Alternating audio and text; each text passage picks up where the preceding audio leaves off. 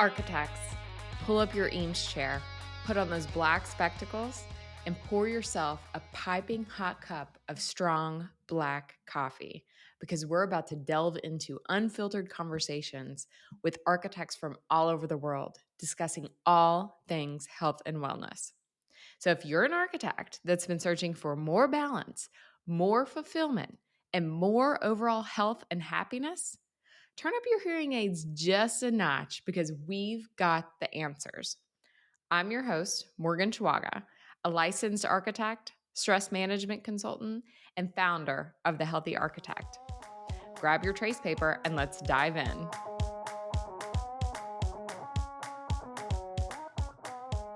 So, where did it all start? How did the architecture industry get to the point where it is now, where it's normal and even expected to work 60-hour work weeks? Where having hobbies outside of architecture is still frowned upon. We are on this never-ending hamster wheel of burnout, fatigue, and exhaustion, where it's almost impossible to have children and a family and still be an architect. And not much seems to be changing. While one architect I spoke with took this topic back to the Industrial Revolution and labor unions, I'm going to spare you and I'm not going to go there, at least not yet. But I am going to start at the first day of architecture school, specifically studio and studio culture. I don't know about you, but this experience seems very weird as I reflect back on it. Most of us had just graduated high school and were 18 years of age, maybe 19 years old. And this was our first year of freedom. We were young, we were influential, we were moldable, looking for acceptance, looking to fit in, finding ourselves, establishing what crew we fit in with. Were we creative? Were we nerdy? Were we a mixture of both? I myself was a mixture of both, but I didn't find that out day one, I will say. I thought I was a sorority girl, and I absolutely was not. And then here comes studio, a place where you're being taught to research, explore, push the boundaries, expand your mind, question, make, create, and then do it all over again. That was fun, right? That was so explorative and so much fun. We were challenged, taught, even encouraged to express ourselves through our renderings, our sketches, our palettes, materiality, texture, etc., etc., etc. For me personally, I don't know about you, but for me, it was a beautifully explorative time in my life that I look back on fondly.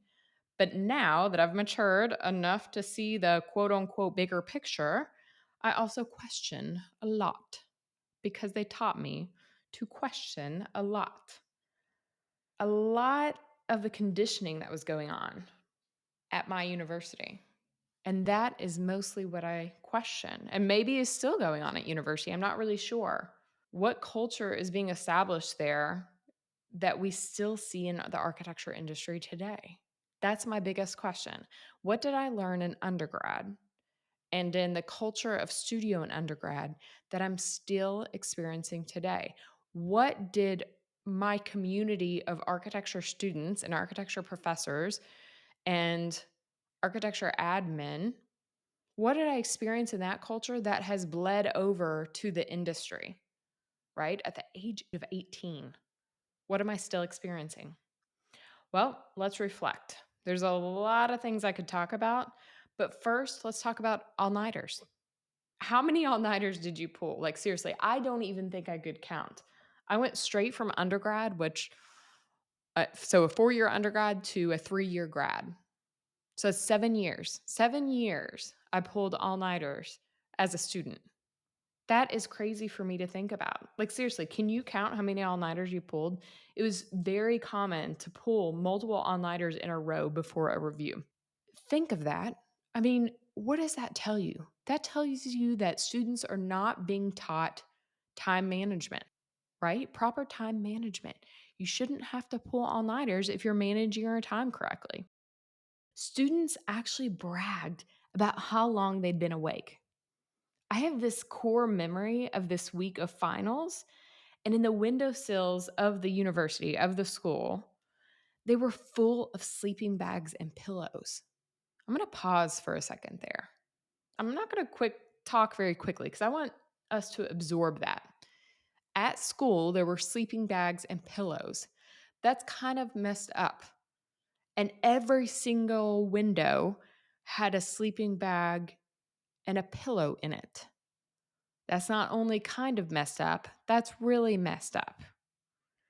This was so normalized in the architecture community, it was considered weird if you didn't have a pillow in studio, let alone an entire personal kitchen with your personal coffee machine, your personal heat plate for ramen noodles, and your personal mini fridge for all of the Red Bulls and everything else you wanted to store in it. Like, that's just weird, right? I remember students bragging about how many hours they had been awake, like it was a badge of honor. Like somehow their designs and their grades were a direct correlation with how little they slept. But interestingly enough, I don't know about where you went to school, grades were not a big thing where I went to school. Like, honestly, I think professor would be like, don't worry about your grade, don't worry about your grade. So it was really that sleep to these students had a direct correlation with how good their designs were. Reflecting back on those students, including me, I was one of these students.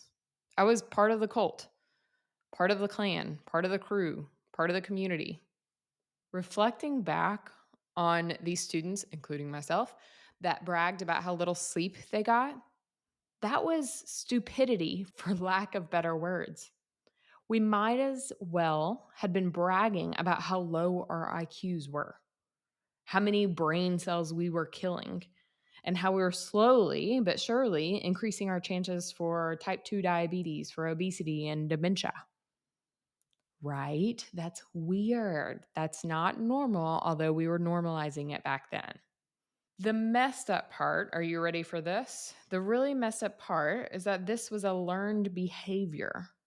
Our professors were conditioned this way, so they were just returning the favor. It's not blaming our professors. They were conditioned this way, and this is the way they were taught, and this is the way they're teaching us. It's the only way they know how, right? If you don't break the cycle, it's going to continue. So I'm not blaming the professors per se, because that's the only thing they knew as well. How many times in your career have you heard, back in my day, we did X, Y, and Z, and so you should do the same? I have heard that so many times in my career. Back in my day, I did X, Y, and Z. We did X, Y, and Z, so you should do the same. This frustrates the heck out of me because that means we're not evolving. As an industry, as the architecture industry, we're not evolving. We are continuing to stay in the stagnant place where we do the same thing over and over and over again, and it's not healthy.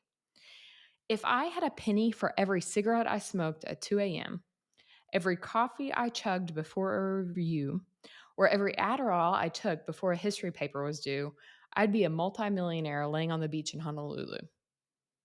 Okay, don't visualize that, but let's chat about that. Not the Honolulu part, not the part about me being a multimillionaire, but let's talk about the history part and the other classes outside of studio. Do you remember how history and physics and professional practice and shop and digital media and historic preservation, et cetera, et cetera, et cetera, which, P.S., I loved all of those courses, but they always came secondary to studio, as if they were looked down upon, as if we were supposed to do these assignments just a few hours before they were due, and to never spend much time on them. They were unworthy, they were unimportant, and they were unrelevant. All of this was quote unquote normal. So it was normalized.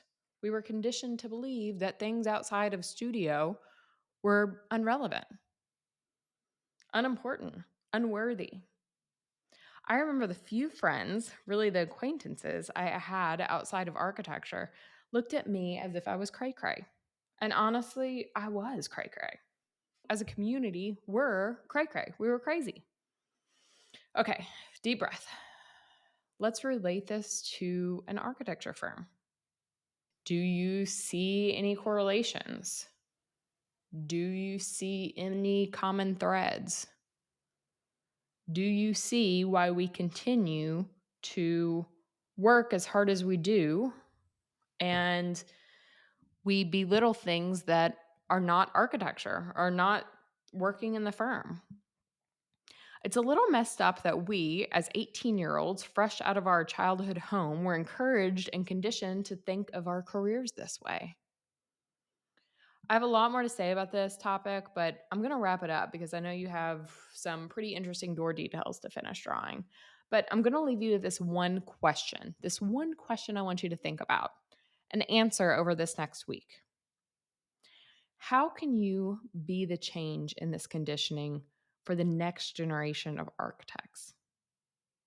How can you be the change in the normalization of overworking for the next generation of architects? All right, architects, until next time, stay healthy, stay hydrated, and keep creating impactful architecture.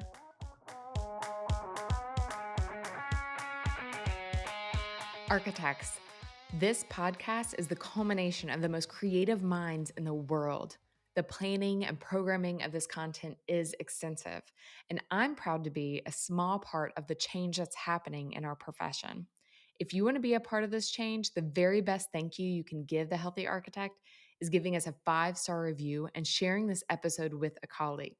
When you give us a 5-star review and you share this podcast, you are playing a role in changing our industry, one architect at a time. Be happy, be healthy, and take action towards a more fulfilling career. See you next week on the Healthy Architect Podcast.